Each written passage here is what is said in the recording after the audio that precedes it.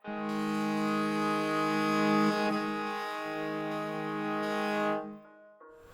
тэгэхээр одоо манай юун цум 1931 оны 2 сарын 7-ны өдөр бүгд найрамдах Монгол Улсын байгууллагын тэр мэргэжлийн ноолд 5 тоотогтолоор анх байгуулагдчихсан юм төвхтэйсэн.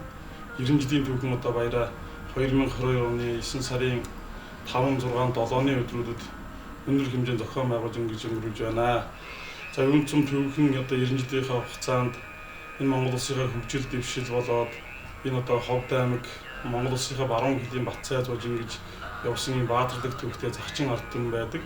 Тэгээд одоо аль цагийн түүхэнд буюу энэ одоо төр захчин одоо түүний зах хязгаараа хамгаалж ирсэн тэр сайхан түүхээс ихсүүлээд өнөө цагийн сайхан одоо нийгмийг зохицлоо бүтээхэд манай үндэсчүүдийн захчин зовлоны оруулсан хөв нэмэр их байдгаа. За тэгээд ер нь үн цэм бол устдаа алдартай юм томоохон сум, үн цэм байгалийн үзэсгэлэнтэй юм одоо газар бүрчин Алтай ханга говьт хал хэр уссан юм өгөөмөр сайхан нутаг юм аа.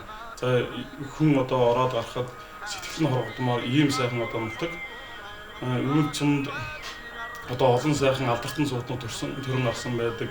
Юун сумын одоо алдар суу улстай тэртээ 1959 онд Монгол Улсын одоо тэргүүний сум нэгдүүлж байсан. Мөн одоо 2014 онд Улсын тэргүүний сум болж байсан гэх мэтлийн улстай одоо 2 одоо төрүүлсэн хошоо аврах сум маа.